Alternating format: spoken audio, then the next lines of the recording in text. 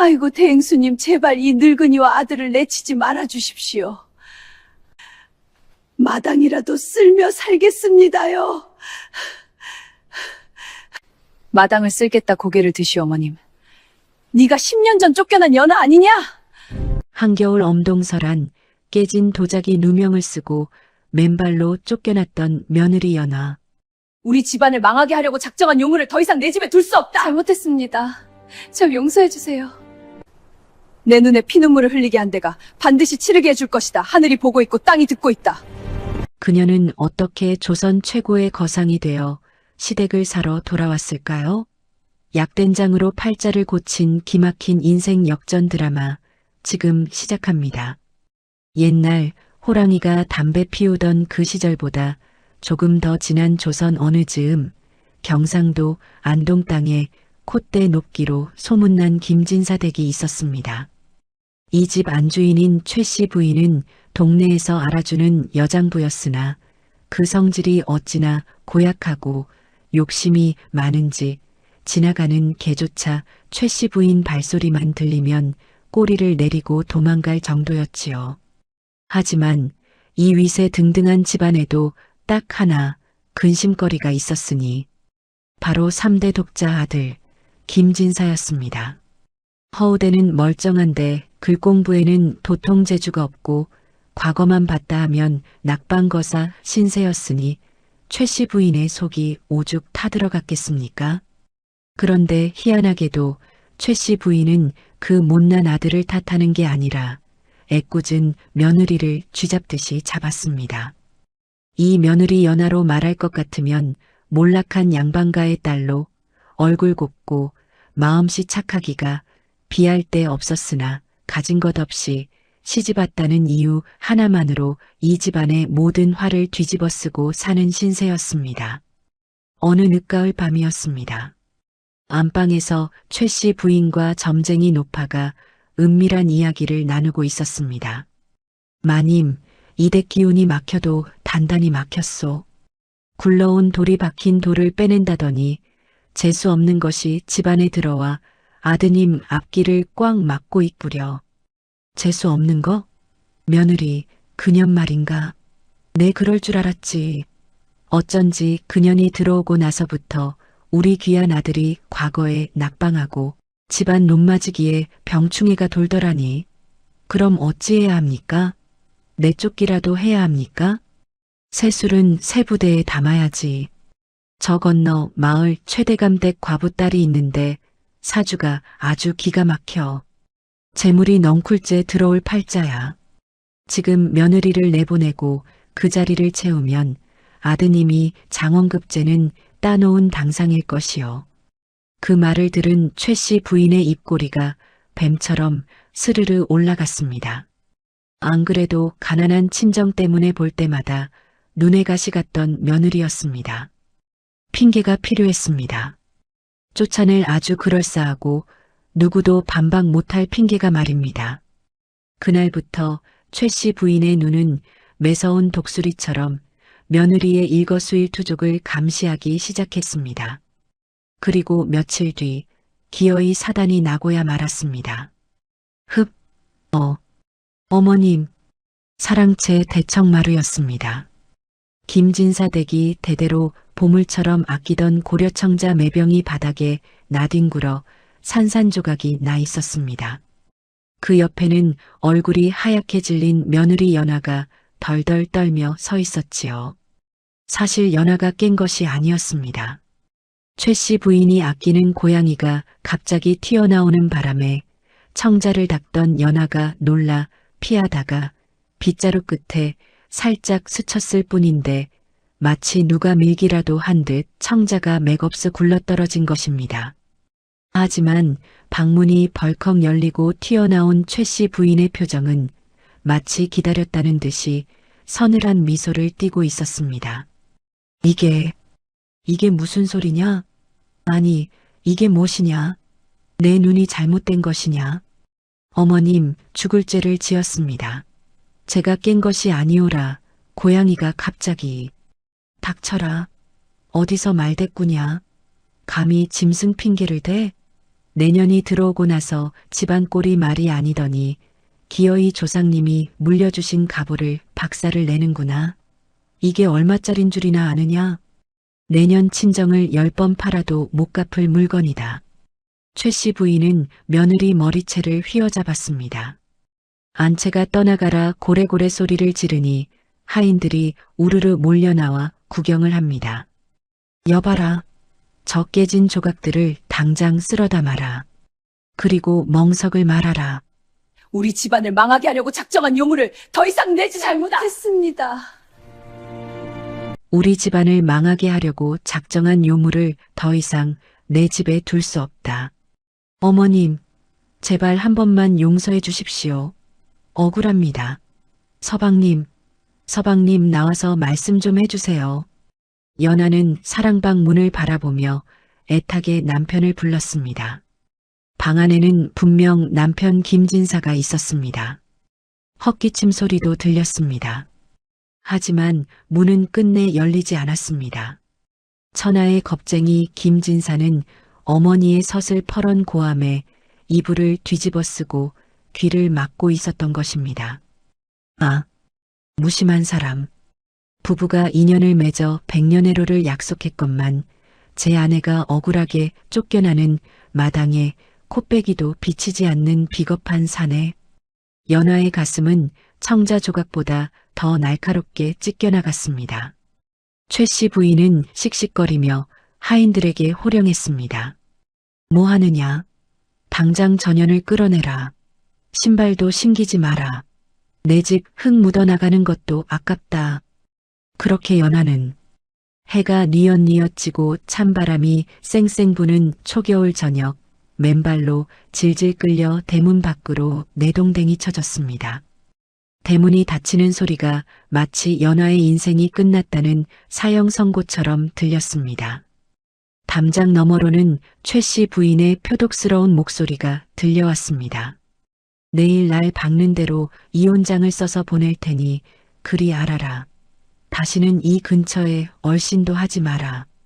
하늘도 무심하시지. 마른 하늘에 갑자기 먹구름이 끼더니 쌀락눈이 흩날리기 시작했습니다. 얇은 저고리 하나, 치마 한 폭에 감싸인 연하의 몸은 사시나무 떨듯 떨려왔습니다. 하지만 추위보다 더 견딜 수 없는 것은 억울함과 배신감이었습니다. 연하는 닫힌 대문을 멍하니 바라보다가 입술을 깨물었습니다. 피가 배어 나올 정도로 꽉 깨물었습니다.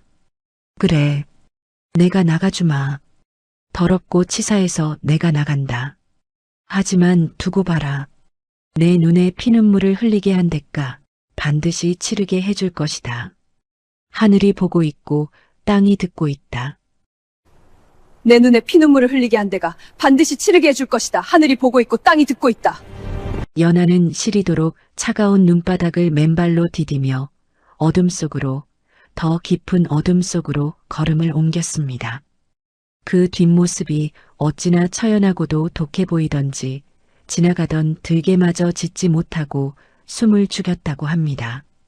과연 빈털터리로 쫓겨난 연하는 이 모진 추위를 견뎌낼 수 있을까요? 그리고 그녀에게 닥쳐올 또 다른 시련은 무엇일까요? 첩첩산중 산새도 날기를 포기하고 둥지를 트는 깊은 밤이었습니다. 하늘에 구멍이라도 뚫린 듯 쏟아지는 눈발은 가뜩이나 갈 곳 잃은 연하의 어깨 위로 무겁게, 더 무겁게 쌓여만 갔습니다. 대문 밖으로 내쳐진 지 불과 반나절. 곱게 자란 양반가 규수였던 연하의 발은 이미 사람의 발이 아니었습니다.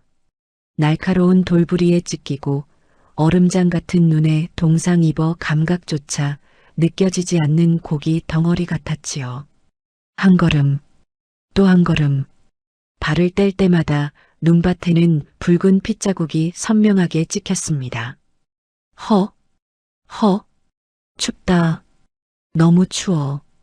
연하는 정신이 혼미해지는 것을 느꼈습니다. 눈앞에 남편 김진사의 얼굴이 아른거렸습니다. 첫날 밤 수줍게 웃으며 내 그대를 평생토록 지켜주리다 맹세했던 그 입술. 하지만 오늘 밤 그 입술은 굳게 닫혀 비명 한 번 지르지 않았습니다. 지켜준다더니, 평생을 함께하자더니, 내 죽어서 귀신이 되어서라도 당신의 그 비겁함을 잊지 않을 것이요. 연하가 향한 곳은 십리박 친정 마을이었습니다. 이미 몇 해 전 역병이 돌아 부모님을 모두 잃고 폐허가 된 곳이지만 짐승처럼 쫓겨난 지금 마음 둘 곳은 그 죽은 땅뿐이었습니다. 하지만 야속한 하늘은 그마저도 허락하지 않았습니다.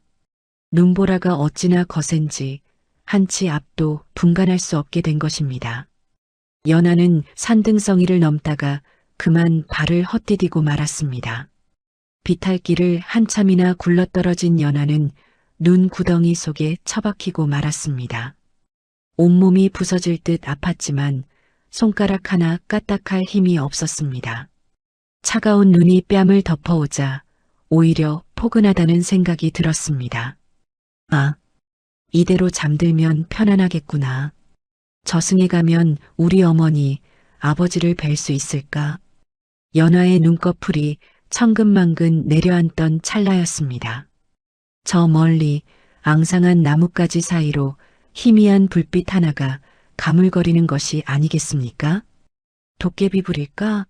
아니면 저승사자가 마중 나온 등불일까? 연하는 마지막 점 먹던 힘을 짜내어 몸을 일으켰습니다.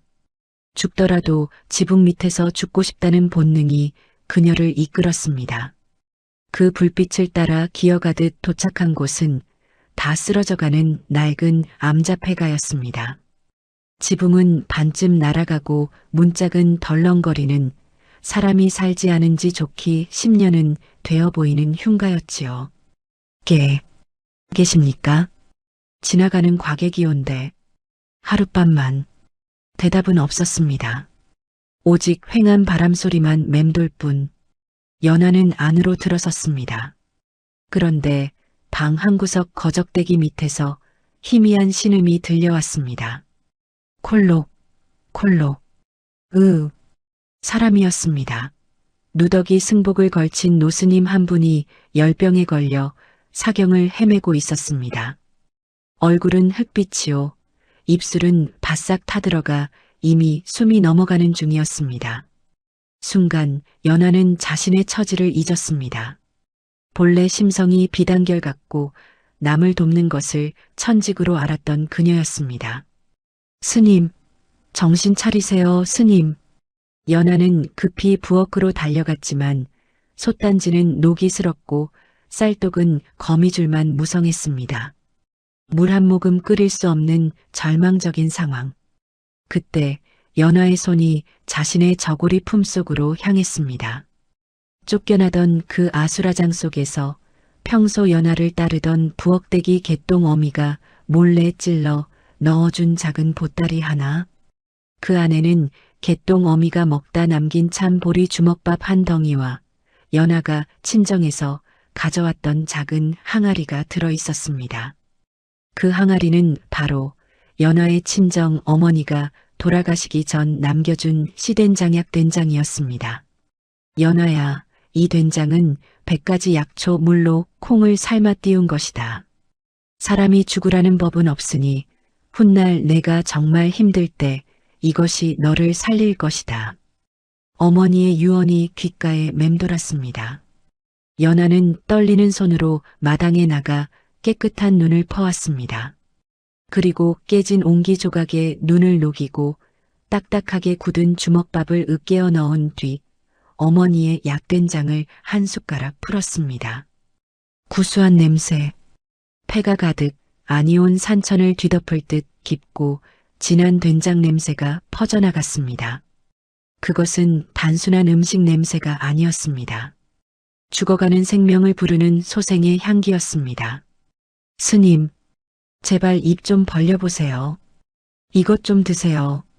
연하는 스님을 품에 안고 나무 숟가락으로 된장죽을 한 입, 두 입 떠넣었습니다. 뜨거운 국물이 노스님의 식도를 타고 넘어가자 얼음장 같던 스님의 몸에 조금씩 온기가 돌기 시작했습니다. 자신도 굶어 죽을 판에 마지막 남은 식량을 생면부지의 노인에게 털어넣은 여인. 그날 밤 낡은 암자에 뚫린 지붕 사이로 별 하나가 유난히 밝게 빛나고 있었습니다. 그것은 연하의 기구한 운명이 바야흐로 대반전을 맞이하리라는 하늘의 계시였을까요? 밤이 깊어가고 연하는 스님 곁에 쓰러져 깊은 잠에 빠져들었습니다. 꿈속에서 그녀는 보았습니다. 황금빛 콩들이 하늘에서 비처럼 쏟아져 내리는 꿈을. 다음 날 아침 눈부신 햇살과 함께 연하를 깨운 것은 다름 아닌 노스님의 쩌렁쩌렁한 목소리였습니다. 허허, 내 염라대왕 문턱까지 갔다가 된장 냄새에 홀려 다시 왔구려. 나를 살린 게 누구시오? 죽을 고비를 넘기고 살아난 노스님. 그리고 가진 것 하나 없이 빈털터리가 된 연하. 이 두 사람의 만남은 과연 어떤 기적을 만들어낼까요? 그리고 노스님의 정체는 과연 무엇일까요? 간밤의 눈보라가 거짓말처럼 거치고 눈부신 아침 햇살이 폐가에 뚫린 지붕 사이로 쏟아져 들어왔습니다. 연하는 눈부심에 눈을 번쩍 떴습니다. 그런데 이게 웬일입니까? 다 죽어가던 노스님이 언제 그랬냐는 듯 꼿꼿하게 앉아 남은 된장죽, 솥을 싹싹 긁어드시고 계신 것이 아니겠습니까? 잘 먹었다. 내 80평생 천하를 떠돌며 산의 진미를 다 먹어봤지만 이토록 오장육부를 시원하게 뚫어주는 국물 맛은 난생 처음이로다. 스님, 몸은 좀 괜찮으십니까? 밤새 열이 불덩이 같으셔서 걱정했습니다. 허허, 괜찮다마다. 자네가 끓여준 그 신묘한 국물 덕에 저승사자가 내 이름을 불렀다가 도망가 버렸네. 그나저나 보살님 행색을 보아하니 귀한 댁마님 같은데 어찌하여 이 엄동설 안에 이런 산골짜기에 쓰러져 있었소? 연하는 고개를 떨구었습니다. 억울하게 쫓겨난 사연을 구구절절 말하고 싶지 않았습니다. 입 밖으로 내뱉으면 그 비참함이 다시 사무칠 것 같아서였죠. 그녀는 그저 담담하게 말했습니다. 그저 인연이 닿아여 갈 곳을 잃었을 뿐입니다. 가진 것이라곤 이 된장 단지 하나뿐이라 스님께 드릴 것이 이것밖에 없었습니다. 노스님은 연하의 얼굴을 빤히 쳐다보았습니다. 남루한 옷차림 속에 감춰진 기품, 그리고 억울함 속에서도 비굴하지 않은 그 눈빛을 읽어낸 것입니다. 쯧쯧, 그 집안 사람들 눈이 옹이구멍이로구나. 굴러들어온 복덩이를 제 발로 차버렸어.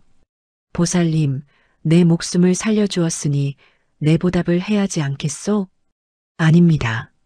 스님도 편치 않으신데 제가 무엇을 바라겠습니까? 아니야, 받아야 해. 내가 가진 것이라곤 탁발에서 모은 푼돈 조금과 종이 쪼가리 하나뿐이지만 자네에게는 큰 힘이 될 게야. 스님은 품속 깊은 곳에서 꼬질꼬질한 주머니 하나를 꺼내 연하의 손에 쥐어주었습니다. 열어보니 엽전 10량과 낡은 문서 한 장이 들어있었습니다. 이건 그 돈 10량이면 쌀 몇 가마니는 살 수 있을게요. 그리고 그 문서는 저 아래 장터 구석진 곳에 있는 다 쓰러져가는 초가집 문서라오. 사람들이 말하기를 도깨비터라 하여 들어가는 장사치마다 망해서 나가는 흉가라지. 스님? 흉가라니요? 허허, 남들에게는 흉가지만 자네에게는 황금터가 될 곳이야. 자네의 그 된장 맛. 그건 혀로 맛보는 게 아니라 마음으로 맛보는 약일세. 상처받은 사람만이 상처받은 사람의 속을 달래줄 수 있는 법. 그 터에 가서 국밥을 끓이시오. 반드시 천하제일의 부자가 될 것이오. 말을 마친 스님은 지팡이를 짚고 일어서더니 연하가 말릴 새도 없이 바람처럼 사라졌습니다. 마치 꿈을 꾼 것만 같았습니다. 하지만 손에 쥐어진 따뜻한 엽전과 문서는 꿈이 아니었습니다. 연하는 스님의 말을 믿고 산을 내려와 읍내 장터로 향했습니다. 장터는 활기가 넘쳤습니다. 하지만 맨발에 헝클어진 머리를 한 연하가 지나가자 사람들은 코를 막으며 피했습니다. 어이쿠 냄새야. 거지 아줌마. 저리 가서 서 있으라고. 재수없게 가게 앞을 막고 있어. 연하는 수모를 꾹 참고 문서에 적힌 주소를 찾아갔습니다. 장터 가장 구석, 쓰레기 더미 옆에 찌그러진 초가집 한 채가 보였습니다. 지붕은 썩어 문드러졌고 거미줄이 흉물스럽게 쳐져 있는 말 그대로 폐가였습니다. 아, 이곳이란 말인가. 여기서 장사를 할 수 있을까? 잠시 망설이던 연하. 하지만 그녀는 다시 주먹을 불끈 쥐었습니다. 시어머니의 비웃음과 남편의 외면이 떠올랐기 때문입니다. 그래, 죽기 아니면 까무러치기다. 맨바닥인데 더 내려갈 곳이 어디 있겠느냐. 연하는 그 길로 팔을 걷어붙였습니다. 엽전 한 양을 헐어 빗자루와 청소도구를 샀습니다. 썩은 지푸라기를 걷어내고 묵은 먼지를 털어내고 꽁꽁 언 우물물을 길어와 바닥을 닦고 또 닦았습니다. 여린 손바닥이 다 까져 피가 맺혔지만 멈추지 않았습니다. 사흘 밤낮을 꼬박 청소하자 귀신 나올 것 같던 초가집에서 윤이 나기 시작했습니다. 그리고 드디어 장사를 시작하는 첫날 아침이 밝았습니다. 연하는 아궁이에 불을 지피고 스님을 살려냈던 그 약된장을 뚝배기에 풀었습니다. 시래기를 숭덩숭덩 썰어넣고 푹 끓이자 장터 구석진 곳에서부터 기가 막힌 냄새가 피어오르기 시작했습니다. 그 냄새는 실로 대단했습니다. 비릿한 생선 냄새, 퀴퀴한 땀 냄새로 가득했던 장터에 난생 처음 맡아보는 구수하고 깊은 향기가 바람을 타고 번져나갔습니다. 지나가던 지게꾼이 걸음을 멈추고 킁킁거립니다. 어라, 이게 무슨 냄새여? 우리 엄니가 끓여주던 된장 냄새랑 똑같은데? 아니 더 구수한 것 같기도 하고. 어이, 거기 냄새 따라가 보세. 1명, 2명. 냄새에 홀린 사람들이 연하의 국밥집 앞으로 모여들기 시작했습니다. 하지만 연하의 국밥집에는 간판도 없었습니다. 그저 낡은 솥단지 하나와 연하의 정성만이 있을 뿐. 과연 연하의 첫 장사는 성공할 수 있을까요? 그리고 까다로운 장터 사람들의 입맛을 단번에 사로잡을 비결은 무엇일까요? 킁킁. 아니, 이보게. 자네도 맡았는가? 이 냄새 말일세. 장터 입구에서부터 사람들이 코를 벌름거리기 시작했습니다. 그 냄새는 참으로 기묘했습니다. 분명 흔하디흔한 된장 냄새인데 맡으면 입안에 군침이 싹 돌면서 어릴 적 어머니가 아랫목에서 띄워주신 메주 냄새 같기도 하고 깊은 산속약초 다리는 냄새 같기도 했습니다. 냄새의 진원지는 바로 장터 구석 쓰레기 더미 옆 도깨비터라 불리던 그 낡은 초가집이었습니다. 간판도 없는 그 집에 첫 번째 손님이 들어섭니다. 아이고 배야. 어제 마신 막걸리가 잘못됐나? 속이 뒤집어져 죽겠네. 어이, 주모. 여기 국밥 한 그릇 주쇼. 냄새가 하도 좋아서 와봤소. 장터에서 짐을 나르는 덕칠이었습니다. 그는 며칠째 체중이 내려가지 않아 얼굴이 누렇게 뜬 상태였지요. 연하는 말없이 김이 모락모락 나는 뚝배기 하나를 덕칠 앞에 내려놓았습니다. 어서 오세요. 갓 삶은 시래기에 3년 묵은 된장을 풀었습니다. 속이 편해지실 겁니다. 덕칠은 뚝배기를 내려다보았습니다. 누런 된장 국물 위로 파릇한 대파가 송송 떠 있고 숭덩숭덩 썬 무와 야들야들한 시래기가 한가득이었습니다. 덕칠이 국물을 한 숟가락 푹 떠서 입으로 가져갔습니다. 어라? 이게 무슨 맛이요? 덕칠의 눈이 왕방울만 해졌습니다. 첫맛은 구수하고 끝맛은 달큰한데 목구멍을 넘어가는 순간 뜨끈한 기운이 뱃속 깊은 곳까지 찌르르하게 퍼져나가는 것이었습니다. 꽉 막혔던 명치가 뻥 뚫리는 기분. 이야, 죽인다. 죽여. 내 평생 이런 국물은 처음이여. 주모, 여기 국물 좀 더 주쇼. 아니, 밥도 한 공기 더. 덕칠은 뚝배기 바닥까지 혀로 하자먹을 기세였습니다. 그 모습을 지켜보던 지나가는 사람들이 하나둘 가게 안으로 들어오기 시작했습니다. 아니, 저 양반이 며칠째 밥도 못 먹고 끙끙 앓더니 걸신이 들렸나? 대체 무슨 맛이길래 저러는겨? 여기도 한 그릇 줘보쇼.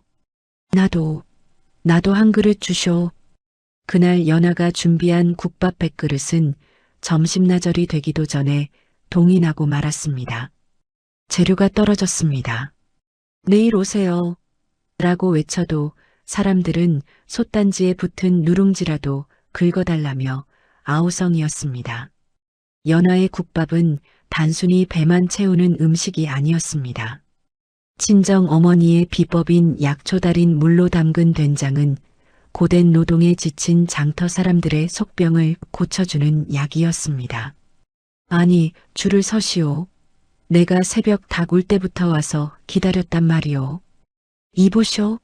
나는 역 고을에서 왔소.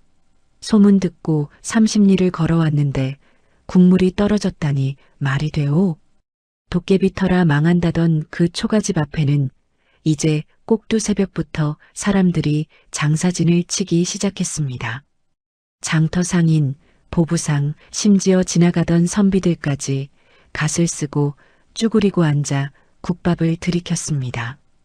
연하는 쉴 틈이 없었습니다. 새벽에는 콩을 삶고 낮에는 국을 끓이고 밤에는 배추를 절였습니다. 손은 부르트고 어깨는 끊어질 듯 아팠지만 그녀의 엽전 항아리에는 돈이 그야말로 쓸어 담기듯 쌓여갔습니다. 어머니, 보고 계시나요? 사람들이 제 음식을 먹고 웃습니다. 아프지 않다고 합니다. 이제 시작입니다. 연하는 항아리에 가득 찬 엽전을 쓰다듬으며 쫓겨나던 날 밤의 차가운 눈바닥을 떠올렸습니다. 그리고 다짐했습니다.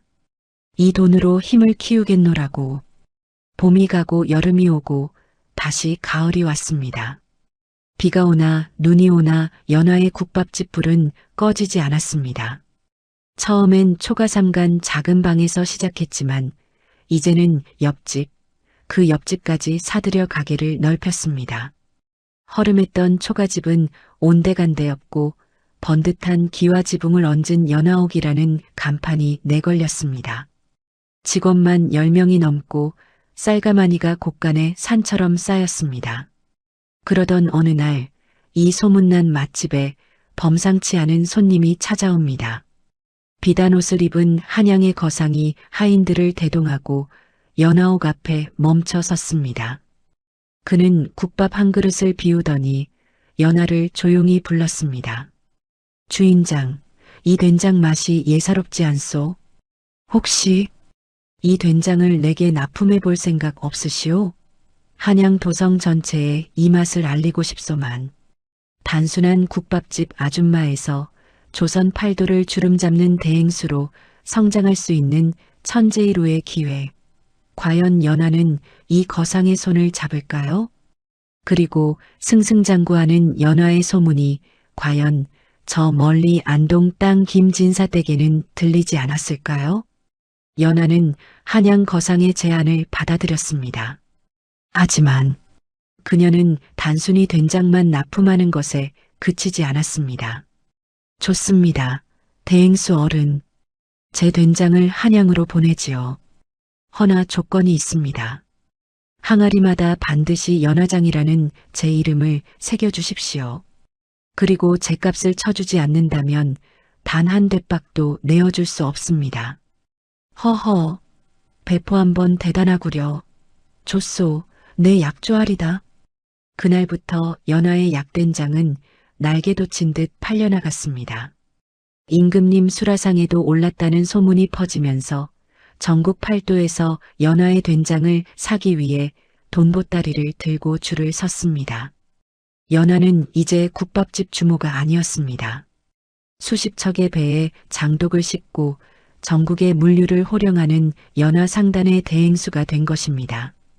반면 연화를 쫓아낸 안동 김진사 댁의 사정은 어떠했을까요? 최 씨 부인이 그토록 원하던 부잣집 과부댁 딸, 새 며느리 박 씨가 들어온 지도 1년. 하지만 집안 꼴은 말이 아니었습니다. 아니, 어머님, 반찬이 이게 뭡니까? 이따위 풀떼기를 먹고 어떻게 살란 말입니까? 저기 장터에 가서 소고기라도 좀 끊어오라고 하세요.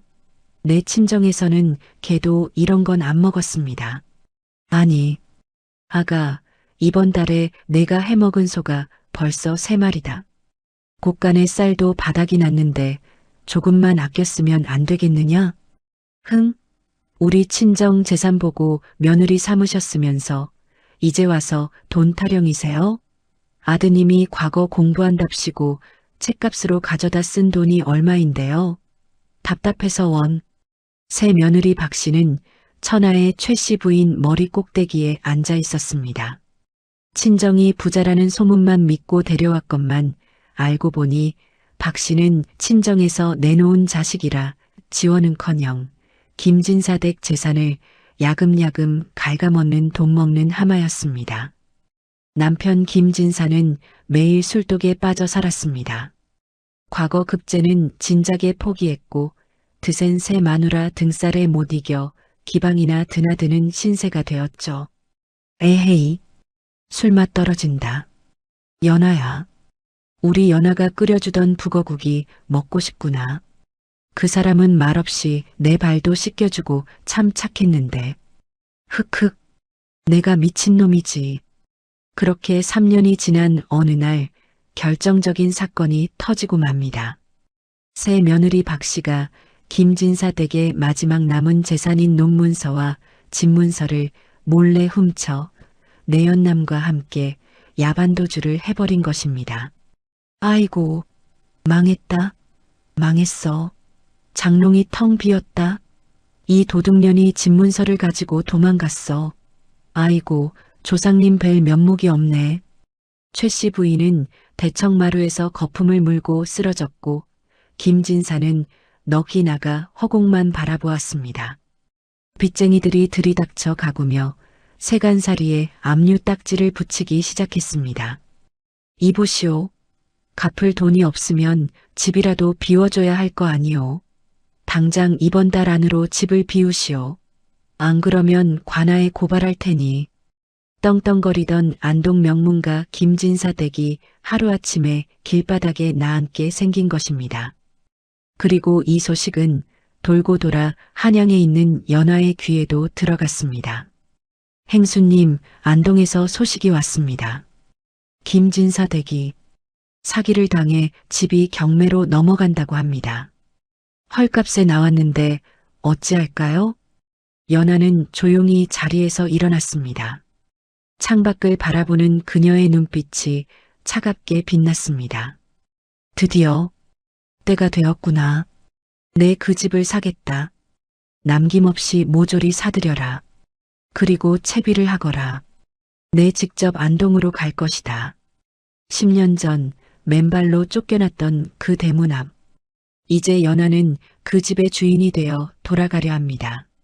과연 몰락한 최 씨 부인과 김진사는 성공한 연하의 모습을 보고 어떤 표정을 지을까요? 안동으로 들어서는 고갯마루. 10년 전 피투성이 맨발로 울며 넘었던 그 고개에 오늘은 오색 깃발을 앞세운 거대 상단이 들어서고 있었습니다. 바로 연하 상단의 행렬이었습니다. 비단으로 휘감은 가마 안에서 연하는 가만히 창밖을 내다보았습니다. 매섭게 몰아치던 눈보라는 온데간데였고 따스한 가을 햇살이 그녀의 고운 얼굴을 비추고 있었습니다. 변한 것은 산천초목이 아니라 나였구나. 10년 전 쫓겨난 며느리가 아니라 이 땅을 사러 온 주인으로 돌아왔다.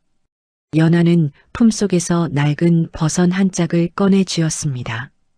쫓겨나던 날 신지도 못하고 챙겨나왔던 피 묻은 버선. 그것이 그녀를 여기까지 오게 한 원동력이었습니다. 한편 김진사댁 마당은 난장판이 따로 없었습니다.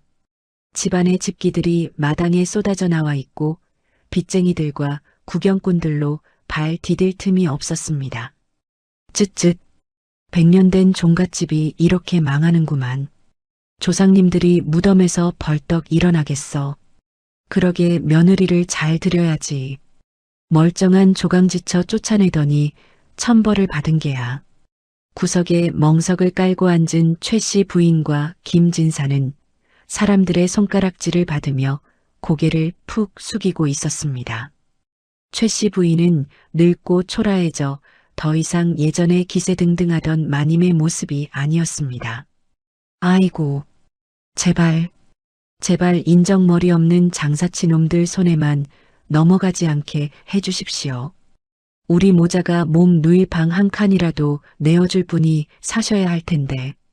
어머니, 저기 저 험상궂게 생긴 놈이 우리 집을 사서 다 때려 부수면 어떡합니까? 우린 어디로 가요? 그때 관아의 관리가 목청을 높여 경매 시작을 알렸습니다. 자, 안동 김씨 종가 가옥과 전답일체를 경매에 붙이겠소. 시작가는 엽전 500냥이요. 살 사람은 값을 부르시오. 510냥. 내가 사서 기생집이나 만들라니까. 최 씨 부인은 기생집이란 말에 기절초풍할 듯 놀랐습니다. 조상의 어리 서린 종갓집이 술판이 된다니요. 510냥 나왔소.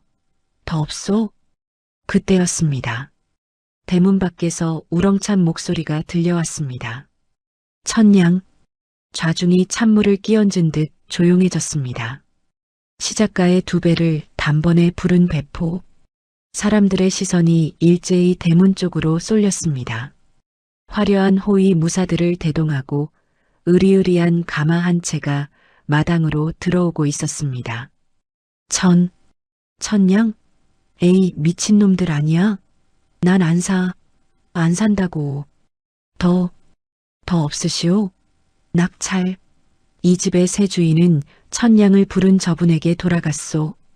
최 씨 부인과 김진사는 안도의 한숨을 내쉬는 동시에 거대한 가마의 위용에 압도되어 벌벌 떨며 다가갔습니다.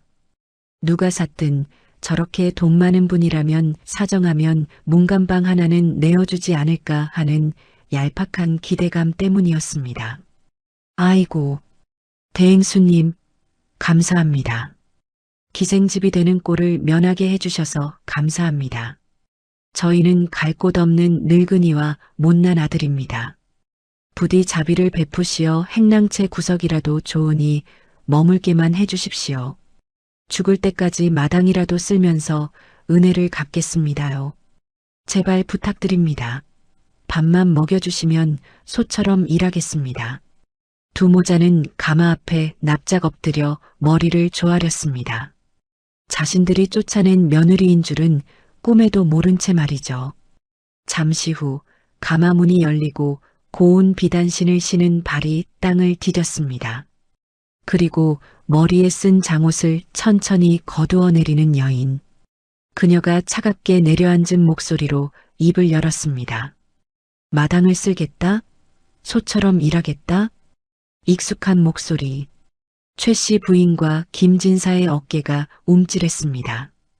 연하가 한 걸음 더 다가와 바닥에 엎드린 그들의 정수리를 내려다보며 말했습니다. 고개를 드시오. 내 얼굴을 보고도 그런 말이 나오는지 궁금하군요. 천천히, 아주 천천히 고개를 드는 최 씨 부인. 그리고 새 주인의 얼굴을 확인한 순간 그녀의 눈동자가 찢어질 듯 커졌습니다. 네가 여길 어찌. 드디어 마주한 10년의 세월. 가해자는 피해자 앞에 무릎 꿇었고 피해자는 주인이 되어 돌아왔습니다. 시간이 멈춘 것 같았습니다. 화려한 비단옷을 입고 귀부인의 자태로 서 있는 여인. 그녀는 분명 10년 전 엄동설 안에 소복바람으로 내쫓겼던 며느리 연하였습니다. 최 씨 부인은 귀신이라도 본 듯 입을 딱 벌린 채 턱을 덜덜 떨었고 김진사는 눈을 비비고 또 비볐습니다. 연하야, 네가 정말 내 처 연하가 맞는 것이냐? 이럴 수가. 내가 어떻게 저가마에서 나온단 말이냐. 연하는 그들의 경악하는 모습을 차갑게 내려다보았습니다. 10년 전 자신을 벌레 보듯 하던 그 오만방자하던 시어머니와 비겁하게 숨어버렸던 남편은 온데간데 없었습니다. 그녀 눈앞에 있는 건 그저 돈 많은 새 주인에게 빌붙어 보려는 초라한 늙은이와 못난 사내뿐이었습니다. 연하가 천천히 입을 열었습니다. 그 목소리는 한겨울 칼바람보다 더 매서웠습니다.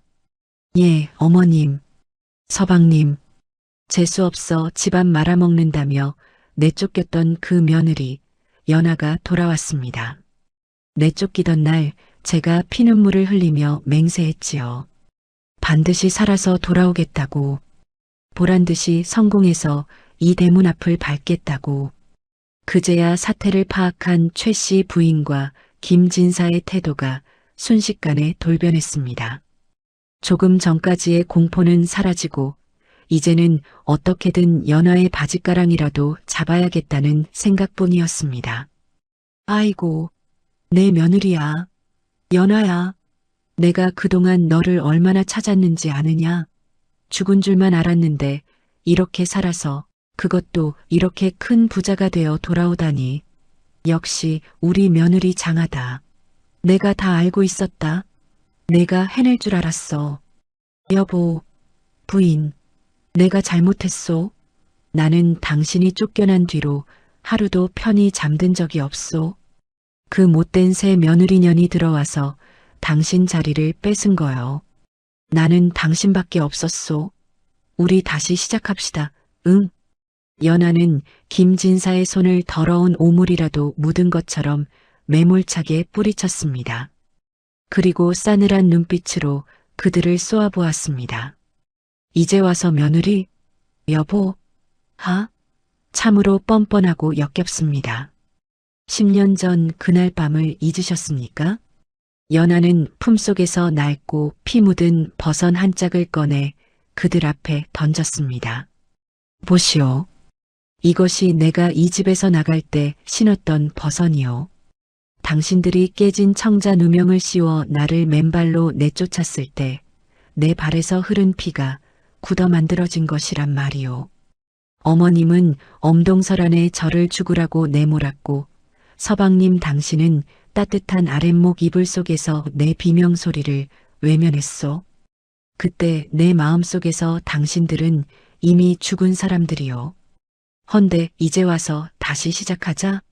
재물이 탐나서 흘리는 그 가짜 눈물 역겨우니 당장 거두시오. 연하의 서슬 퍼런 호통에 최 씨 부인과 김진사는 입이 10개라도 할 말이 없었습니다. 그저 땅바닥에 머리를 박고 부들부들 떨 뿐이었습니다. 주변에서 구경하던 마을 사람들도 연하의 기세에 눌려 숨소리조차 내지 못했습니다. 연하는 깊은 한숨을 내쉬며 마지막 선고를 내렸습니다. 이 집은 이제 제 것입니다. 제 허락 없이는 개미 새끼 한 마리도 들어올 수 없습니다. 연하가 뒤에 선 하인들에게 눈짓을 했습니다. 여봐라. 내 집 마당을 더럽히는 저 파렴치한 것들을 당장 대문 밖으로 끌어내라. 아이고, 연하야. 여보, 한 번만 봐주게. 우리가 잘못했네. 제발. 굳게 닫힌 대문 밖에는 최 씨 부인과 김진사의 통곡 소리가 한참이나 이어졌습니다. 가진 것 하나 없이 빈몸으로 쫓겨난 그들은 10년 전 연하가 그랬던 것처럼 찬 바닥에 주저앉아 있었습니다. 하지만 연하는 대문을 열어주지 않았습니다. 대신 쪽문을 통해 하인들을 시켜 무언가를 내보냈습니다. 그것은 쌀 한 가마니와 광목천 두 필이었습니다.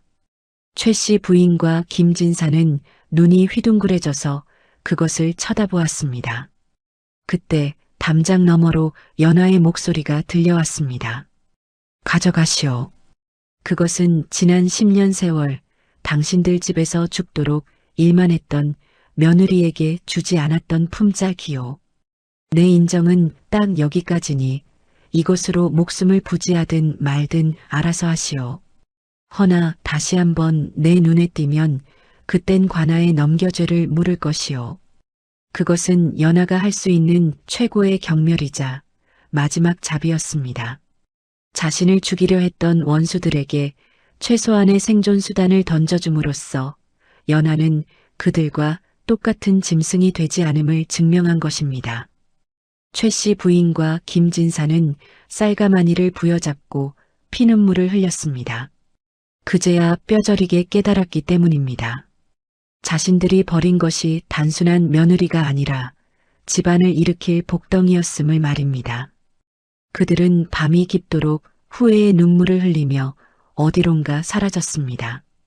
음산한 기운이 감돌던 종갓집은 이제 웃음꽃이 피어나는 곳으로 변했습니다. 연하는 집안의 문을 활짝 열었습니다. 곳간을 열어 굶주린 마을 사람들에게 곡식을 나눠주고 마당 한편에는 커다란 가마솥을 걸어 매일같이 구수한 된장국을 끓여냈습니다. 어느 따스한 봄날 연하가 마루에 앉아 차를 마시고 있는데 지팡이를 짚은 노스님이 대문으로 들어섰습니다. 바로 10년 전 연하에게 초가집 문서를 주었던 그 은인이었습니다. 허허, 내 말하지 않았소? 보살님은 귀한 터의 주인이 될 상이라고. 스님, 어서 오십시오. 덕분에 제가 이렇게 살았습니다.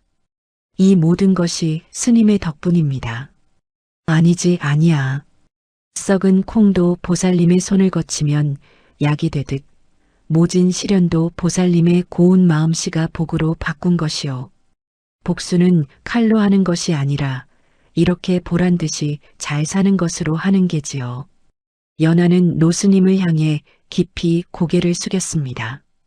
바람이 불어와 마당 가득 채워진 수백 개의 장독대를 스치고 지나갑니다. 그 안에는 연하의 눈물과 땀 그리고 인내의 세월이 빚어낸 황금빛 된장이 익어가고 있었습니다. 쫓겨난 며느리에서 조선 최고의 거상이 된 여인 연하. 그녀의 이야기는 입에서 입으로 전해져 고단한 삶을 사는 많은 이들에게 희망이 되었습니다.